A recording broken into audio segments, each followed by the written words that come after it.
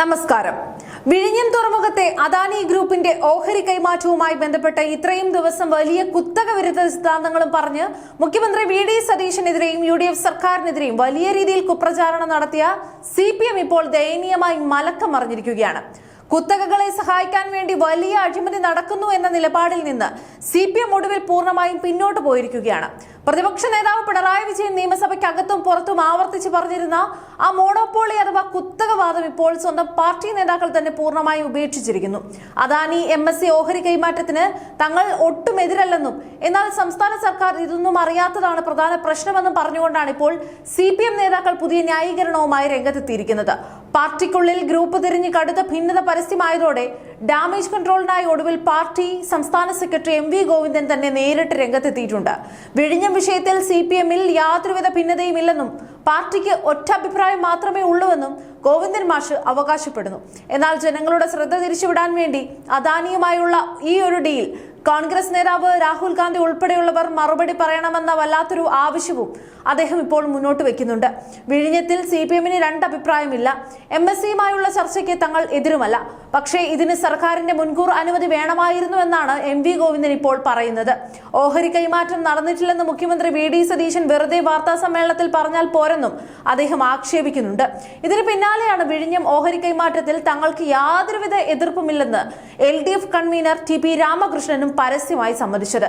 സർക്കാർ അറിയാതെ ഇത്തരം കാര്യങ്ങൾ പാടില്ലെന്ന് മാത്രമാണ് തങ്ങൾ ഉദ്ദേശിച്ചതെന്നാണ് TP രാമകൃഷ്ണന്റെ പുതിയ ലൈൻ. വിഴിഞ്ഞം പോർട്ട് കേരളത്തിന്റെ പുരോഗതിക്ക് അതീവ നിർണായകമായ പങ്കാണ് വഹിക്കുന്നതെന്നും അതുകൊണ്ട് അത് പൊതുമേഖലയുടെ പൊതു നിയന്ത്രണത്തിൽ നിലനിർത്തണമെന്നുമാണ് TP രാമകൃഷ്ണൻ പറയുന്നത്.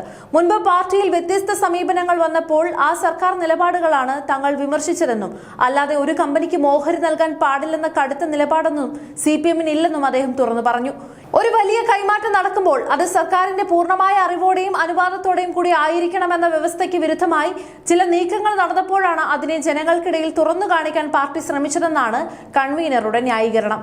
ആദ്യം കുത്തകപ്പട്ടം ചാർത്തി തകർക്കാൻ നോക്കിയിട്ട് ഇപ്പോൾ പരിങ്ങലിലായപ്പോൾ വ്യവസ്ഥകളെ കുറിച്ച് സംസാരിക്കുന്ന നിലപാടിലേക്കാണ് പാർട്ടി. മുൻമന്ത്രി P. രാജീവും ഇപ്പോൾ കളം മാറ്റി ചവിട്ടുന്നതിൽ ഒട്ടും പിന്നിലില്ല. ഓഹരി കൈമാറ്റത്തിന് തങ്ങൾ ഒരിക്കലും എതിരല്ലെന്നും കരാർ വ്യവസ്ഥകളിലെ കടുത്ത ലംഘനമാണ് തങ്ങൾ ചൂണ്ടിക്കാണിച്ചതെന്നുമാണ് P. രാജീവ് ഇപ്പോൾ പറയുന്നത്.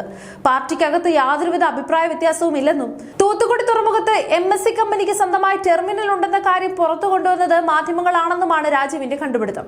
കരാർ ലംഘനം ഉണ്ടായെന്നും അത് പരിഹരിക്കാനാണ് മുഖ്യമന്ത്രി വി.ഡി. സതീശൻ സ്റ്റേറ്റ്മാൻഷിപ്പ് കാണിക്കേണ്ടതെന്നും പറയുന്ന P. രാജീവ് പല കാര്യങ്ങളിലും മുഖ്യമന്ത്രിക്ക് വലിയ തിടുക്കമാണെന്നും കുറ്റപ്പെടുത്തുന്നുണ്ട്. എന്നാൽ ഓഹരി വിഷയം വല്ലാതെ വിവാദമാക്കേണ്ടതില്ലെന്ന EP ജയരാജന്റെ വികസന അനുകൂല നിലപാടിനെ പൂർണ്ണമായും തള്ളിക്കൊണ്ടാണ് തോമസ് ഐസക് രംഗത്തെത്തുന്നത്. വിവാദമാക്കേണ്ട എന്ന് പറയുന്നതിൽ യാതൊരുവിധ കാര്യവുമില്ലെന്നും പാർട്ടിയിൽ അഭിപ്രായ വ്യത്യാസമില്ലെന്നും ഐസക് അവകാശപ്പെടുന്നു. തൂത്തുക്കുടി തുറമുഖത്ത് MSC കമ്പനിക്ക് സ്വന്തമായി ടെർമിനൽ ഉള്ളത് കരാർ കമ്പനികളിൽ നിന്ന് വ്യത്യസ്തമല്ലേ എന്ന് സർക്കാർ വ്യക്തമാക്കണമെന്നാണ് അദ്ദേഹം ആവശ്യപ്പെടുന്നത്. അദാനിക്ക് ഓഹരി കൈമാറ്റം നടത്തുമ്പോൾ അതിന്റെ ഫലമായി അവർക്ക് 13,000 കോടി രൂപ കിട്ടുമെന്നും ഇതിനെ കേരള സർക്കാരിന്റെ അനുവാദം കൂടിയേ തീരുമെന്നും ഐസക് പറയുന്നുണ്ട്. ഈ വിഷയത്തിൽ കൃത്യമായ വ്യക്തത വരുത്താതെ എങ്ങനെയാണ് മുന്നോട്ട് പോവുക എന്നാണ് തോമസ് ഐസക്കിന്റെ ചോദ്യം. മുഖ്യമന്ത്രി വി.ഡി. സതീശന്റെ ശക്തമായ ജനപക്ഷ വികസന നയങ്ങളെ എങ്ങനെയെങ്കിലും തകർക്കാൻ വേണ്ടി ആദ്യം കുത്തക വിരുദ്ധ മുദ്രാവാക്യങ്ങളുമായി ചാടി വീണ CPM ഇപ്പോൾ സ്വന്തം അണികൾക്ക് മുന്നിൽ പോലും നാണം കെട്ടി നിൽക്കുകയാണ്. ഓരോ നേതാക്കളും ഓരോ ദിവസവും വ്യത്യസ്ത നിലപാടുകളുമായി മലക്കം മറിയുമ്പോൾ ജനങ്ങൾക്കിടയിൽ ഇവരുടെ വികസന വിരുദ്ധ മുഖംമൂടിയാണ് പൂർണ്ണമായും അഴിഞ്ഞു വീഴുന്നത്.